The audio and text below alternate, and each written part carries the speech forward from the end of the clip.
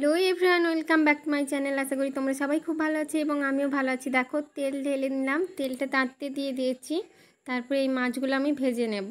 তো আজকের রেসিপিটা কি? আজকের রেসিপি হচ্ছে কাতলা মাছের পাতলা ঝোল করব আর কি, কম মশলা দিয়ে। তো মাছগুলো লাল লাল করে ভেজে নেওয়ার পর তেল দিয়ে দিলাম, তার মধ্যে পাঁচ ফোড়ন দিয়ে দিয়েছি এবং পেঁয়াজ কুচি দিয়ে দিয়েছি কেটে রাখা।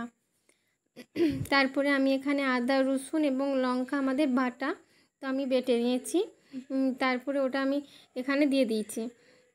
তারপরে দেখো একটু হলুদ দিয়ে দেবো 1 টিস্পুন এবং একটু লবণ দিয়ে দেবো। তারপরে দেখো সেদ্ধ করে রেখেছিলাম আলুগুলো আগে, দিয়ে আলুগুলো দিয়ে দেবো মশলাটাতে। দেখো খুব তাড়াতাড়ি হয়ে যাবে। আমি আলুগুলো এখানে ভাজিনি, কারণ একটু পাতলার মধ্যে করতে চেয়েছিলাম, যাতে কম তেল মশলার মধ্যে হয়। তো দেখো আলুগুলো কষে আমি জল ঢেলে দিয়েছি।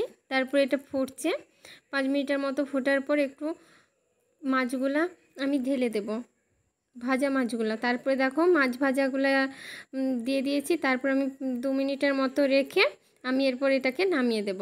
তো দেখো আমার তৈরি হয়ে গিয়েছে কাতলা মাছের পাতলা ঝোল। তো দেখো এটা যারা বেশি তেল মশলা না খায় তার মধ্যে হবে আর কি। তো দেখো আমি এখানে তোমাদের একটা দেখাই, তো টেস্টটাও বেশ ভালোই হয়েছিল। তো দেখো আজকের রেসিপি এটাই ছিল। তো ভালো লাগলে লাইক কমেন্ট শেয়ার করে দিও এবং চ্যানেলটি সাবস্ক্রাইব করে দিও। তো ব্লগটা এখান অবধি, টাটা।